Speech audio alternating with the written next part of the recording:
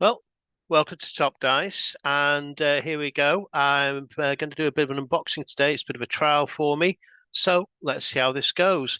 This is going to be for the Dungeons and Dragons starter set that's recently come out, Heroes of the Borderlands, and on with it.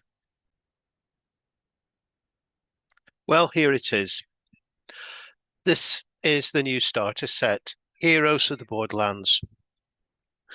It's only recently come out and it's quite a size. It's quite a bit bigger, as can be seen from the previous starter sets. Let's get this lined up. There we go.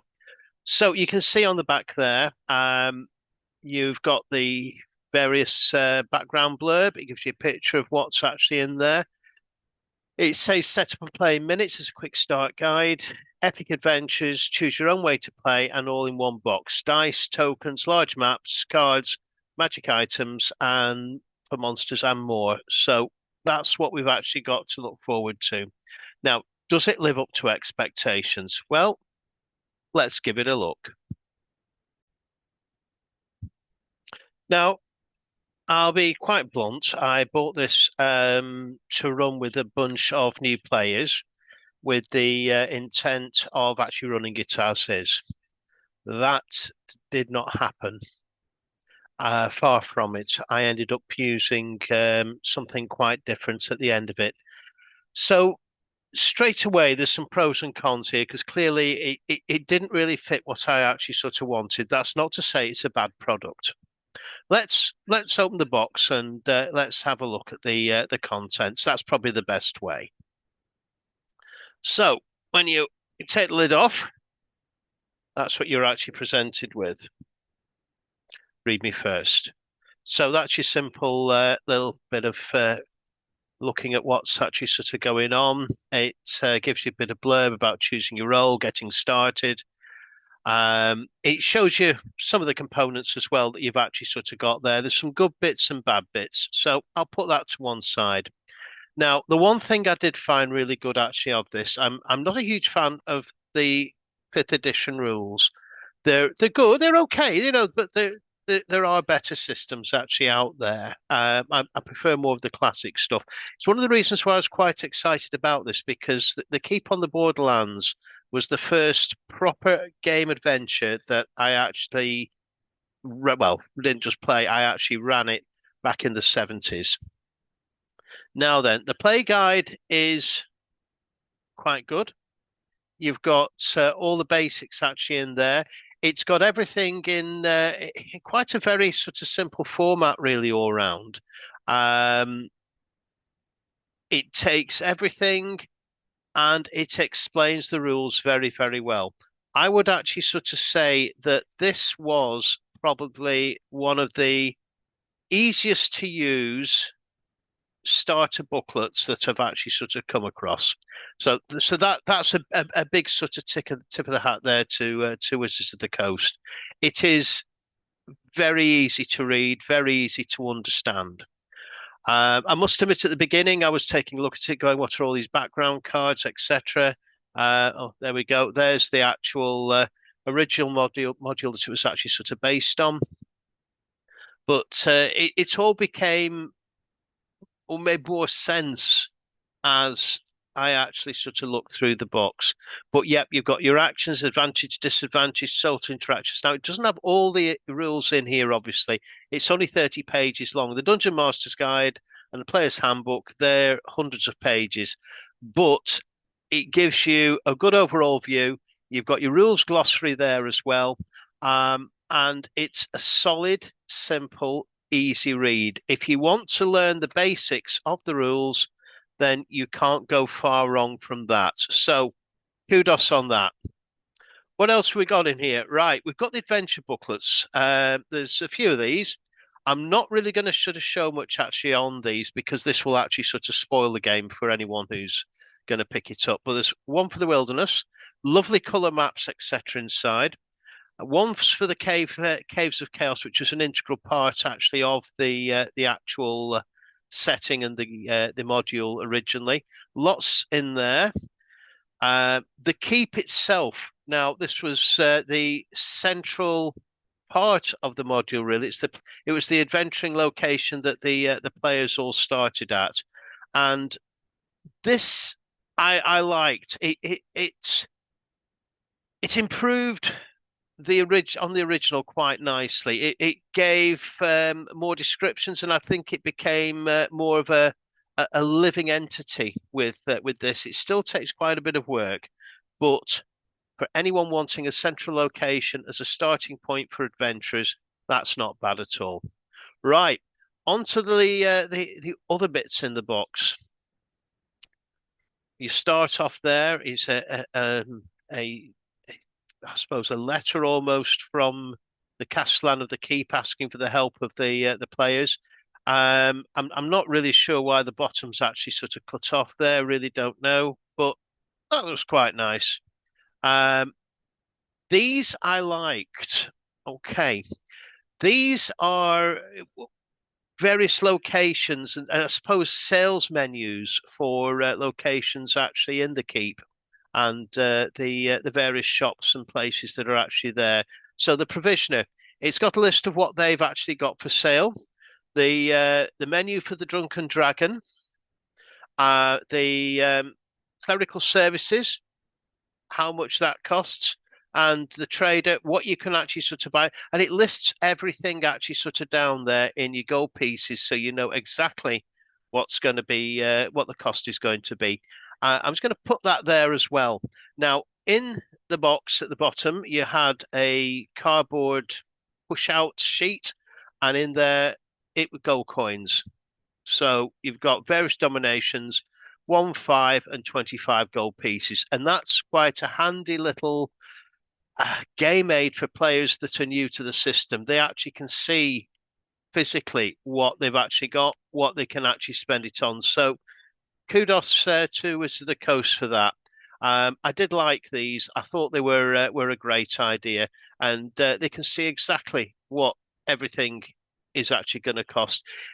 It's a bit limited, I suppose, in some ways, in that it doesn't really sort of give much leeway if people are wanting to buy other things, if adventurers are wanting to buy other bits and pieces. But you know what? The GM can make it up as they go along. Fold out maps. Now, there's a lot of fold out maps. There's a big chunk of them actually here, and they are nice. They are very, very nice indeed. I'm going to leave the game maps of the actual adventure locations to one side, but you've got a great fold out map of the wilderness area. So that kind of shows you where everything actually is. You've got the actual keep on the borderlands there. You've got the various trails, and you've got a way of sort of showing people what it looks like. On the other side, you've got the actual keep itself, so in all its glory. It gives a visual representation, really, of what it's all about. As I said, the other sheets, there's quite a few of them, but I'm going to keep them hidden because that would actually spoil the adventure for some people, and that's not the intent of this. Right, going down, diving further, we have character sheets. So you've got character sheets for different levels. You've got level 1, level 2, and level 3 for each of the various characters. So you've got a rogue, a fighter, a cleric, and a wizard.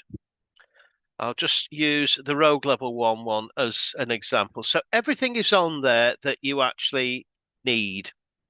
It doesn't give you a name or anything like that. There's some cards that you'll be seeing in a minute or two. So you can put the starting cards actually there, and the starting cards detail what it actually is going to look like, your character, what the equipment actually is. That I think is quite a good idea. It's getting, I suppose, a bit sort of card based, but you know what? For this and what it actually is, it's a great starting way to actually sort of move things on and get players playing quite quickly. It didn't really give any indication as to names or anything like that, and everything was pre-done. So these are pre-done characters. I like players to actually come up with their own character. I find that they've got more investment basically if it's their own work. And that's one of the reasons why I didn't actually use this set. I actually got the players to actually roll the characters up to some degree and actually put a little bit of themselves into that particular character. Right, we've also got monster tokens. Haven't punched those out yet.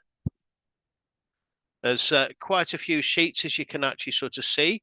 They're quite pretty. In fact, they're very pretty, and they come with standees as well. Cardboard, admittedly, rather than plastic.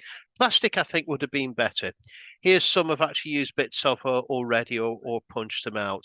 Bit of terrain token. Again, quite good. Now, one thing I did like at the bottom of this box, we've got a plastic case to actually, or tray to actually hold all the various cards and other bits and pieces. You got some dice. I've got loads of dice, so I've not even bothered opening the bag up. But that's a good selection or a starter selection for dice. You've got your 2d20. You've got quite a few d6s. There's everything you could possibly need actually in there. Yeah, so okay, top marks there for that one. They are the characters I actually pressed out with the shape with the base. I've not bothered using those at the end of it. We didn't get chance. We decided to do everything theatre of the mind.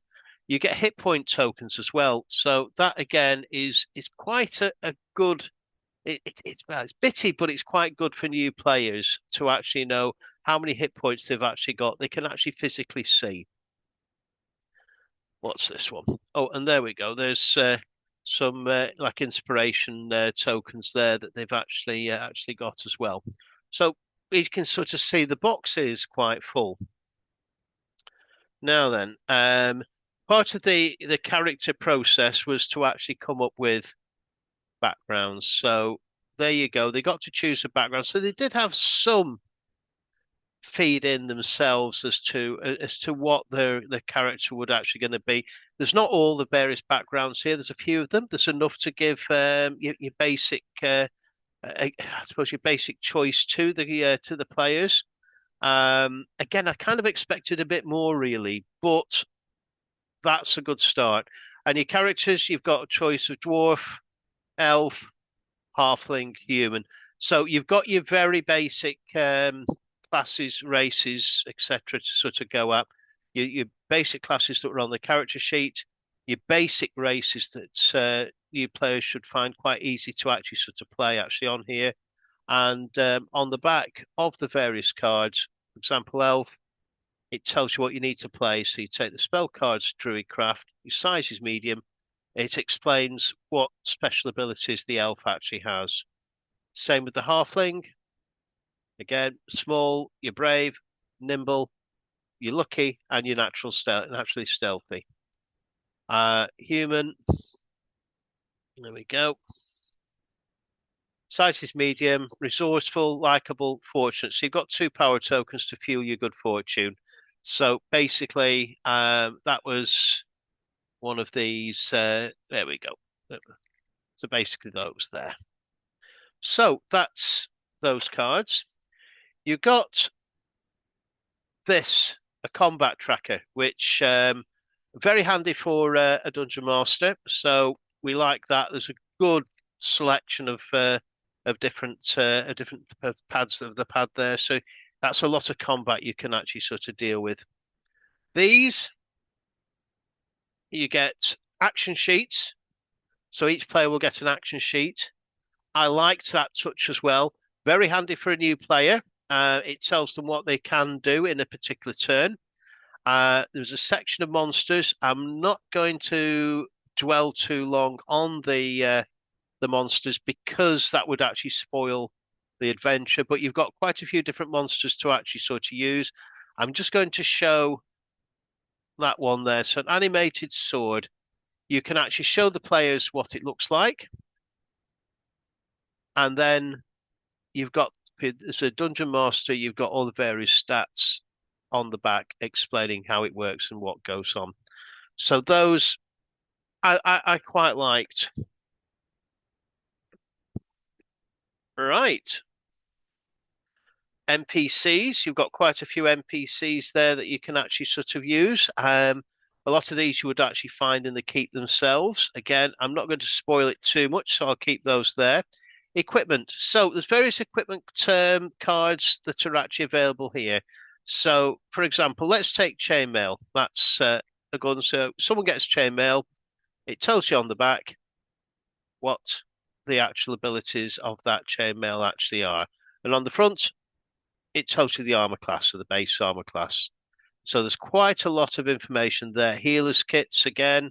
It tells you on the back exactly what that is, what it does. So new players again can very easily sort of get into it and understand. Lantern, leather armor, musical instruments as well, which I think is a nice touch. It kind of encourages role playing.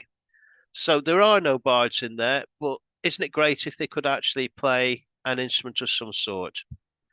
There's some magic items. I'm not going to again spoil that very much because it's all part of the fun of finding it. And you've got spell cards as well. Now, the spell cards will just go with aid, which is the first one. So it gives you a bit of information on the front. It's a spell level 2. It sums it up on there, and it actually sort of states for the player what the cast is, the targets, the effect, and how long it actually lasts for. And there's quite a few different cards actually there. So that's the set. It's not cheap, it's 40 quid. You do get a lot in there. That's got to be said, as you can actually sort of see. For me, the best part was the actual rules book because that kind of talked you through it and it gave you a very simplified view of how to play the game. As I said, it's not all the rules, but it certainly gets you up and running. For me, I'm kind of sort of drawn a bit on this. It's it, it, it it's okay. I think it's lacking quite a bit. I would have wanted more character focus, more player input at the beginning. I think it's better to actually create your own characters. It gives you more buy-in, I think, as a player if you've actually spent time creating that character. But you know what? It does okay. It really does okay. So there you go. That's the new starter set from Dungeons and Dragons, Heroes of the Borderlands. Overall, I'd probably give it 7 out of 10. I'm probably being a bit generous there. I'm thinking more of a new player's side. From personal level, I'd be giving it more of a 5. I love the nostalgic sort of angle, the fact that it was using one of the old original modules, Module B2, but it was lacking something. At the same time, I can see how useful it would be for people who are brand new, who've never touched the hobby actually before. Lovely components, can't fault them. It just really, for me, didn't quite gel. But for anyone who's actually new to the actual rule system, that could be an absolute bonus. Right. Well, my name's Aid. Please click like and subscribe. We've got quite a lot more things coming up on Top Dice. And thank you for joining me. I'll do more unboxings as we go on. It's not something I do on a usual regular basis because other channels kind of do that sort of thing. But this is one I thought I would actually sort of spend some time on. I've got a couple of other new releases that have appeared in my post box recently, and I might give them a bit of a look at as well, just to give you some idea of what's going on. And I'm expecting the new Batman RPG in the not too distant future, the Gotham one, and I might very well do something similar for that, simply because it does look rather splendid. Right, so there we go. Take care, keep rolling the dice, and thank you very much. See you soon.